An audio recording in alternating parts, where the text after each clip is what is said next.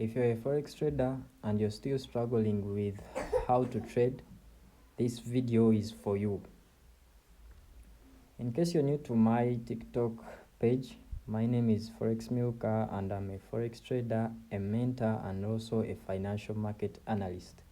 So I want us to go through this trade breakdown together of a trade that I was able to catch on Euro USD, a 1 to 10 risk reward, so that you can be able to understand why did I take this trade and what were the confluences of taking this trade, so that you can learn up a thing or two. So first things first, whenever we are trading or whenever we are analyzing, we start off with the higher time frame and the clean chart always. So I'm going to start over with the 4 hours time frame, and before I continue, I need to let you know about my trading approach, or what do I always look out for before I trade. So I summarized it in this way. I always start up with looking out for the direction.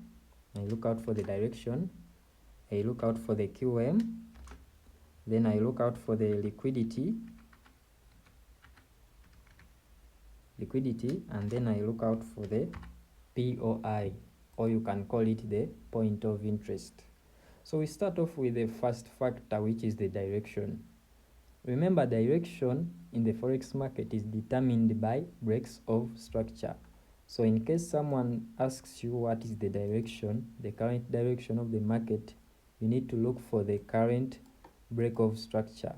So in this case, we had the market giving us a push down, a pullback, then a push down to break structure to the downside. That's why this trade was a selling trade, because we had the previous break of structure was facing to the downside. As simple as that. So that is what we look out for as far as direction is concerned. We look out for the break of structure and ask ourselves, is the break of structure facing the upside or the downside? So that's what gives us what to do. So in this scenario too, we can notice that before price broke this previous low, price first swept liquidity from this previous high or the previous 3 candlestick pattern. So I need to also mark it out like this, because we had a sweep of that previous high. So I mark it out, and then after that I can head down to the lower time frame, which is the 1 hours time frame. Remember, we are following our approach whereby we find out the direction, and then after the direction we find out the QM. After the QM, we look out for the liquidity and we look for the point of interest that is close to the liquidity. So in this current market structure, we can notice that the market gave us a push up, gave us a 3 candlestick pattern here, a pullback, and then the market continued, pushed up, and then broke structure. Okay, so if I cut out this structure, we can clearly see that this is a bearish QM, because we had a sweep of liquidity from the previous high, and then we had a break of structure to the downside, something like this. So this is a very clear structure of a bearish QM. In simple terms, this structure over here has no difference from this one that I've always been showing you in my trade breakdowns. Okay, so after that being said, I'm sure we are now at the same pace.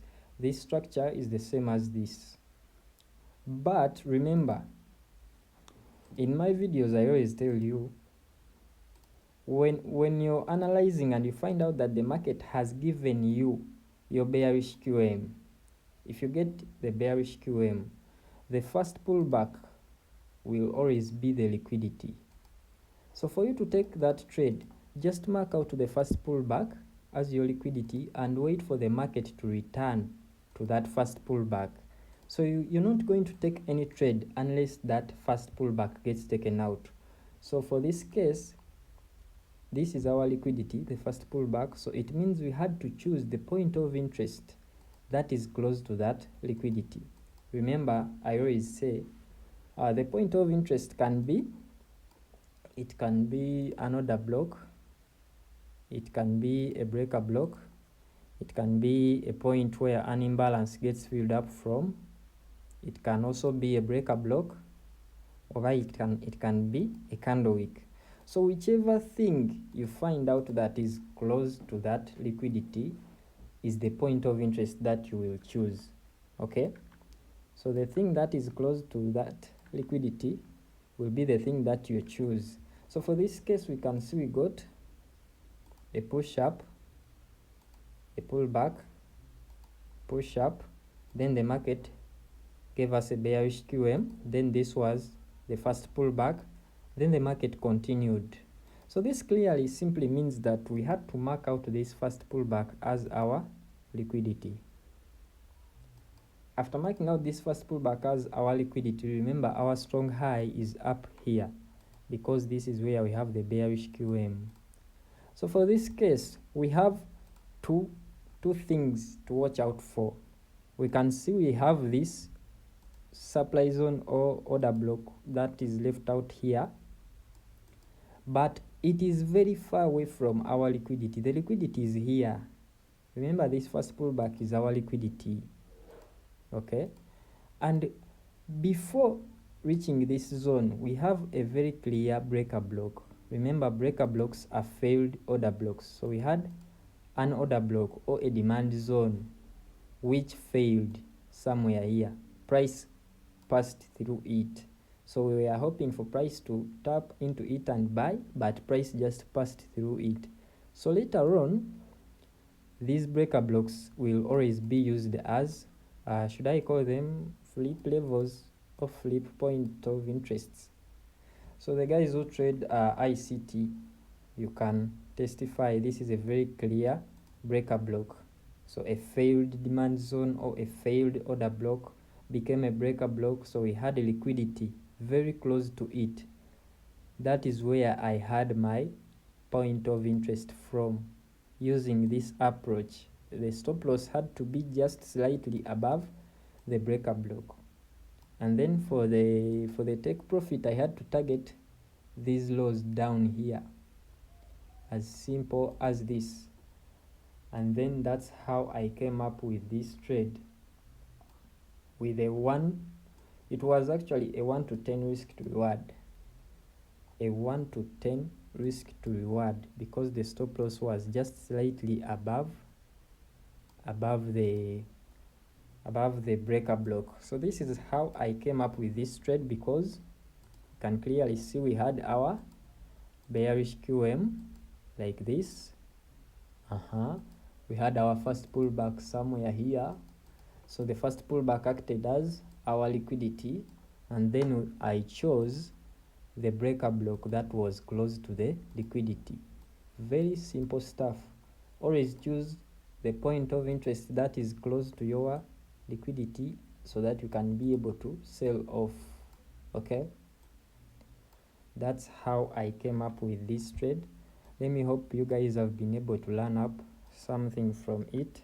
If not, ensure to watch and rewatch this video so that you can capture this concept. It's very simple and very easy. Also ensure to backtest and backtest, because learning never ends. Okay, and also ensure to follow me so that you don't miss out on such trade setups. The mentorship is also ongoing in case you're interested in learning or advancing on what you know.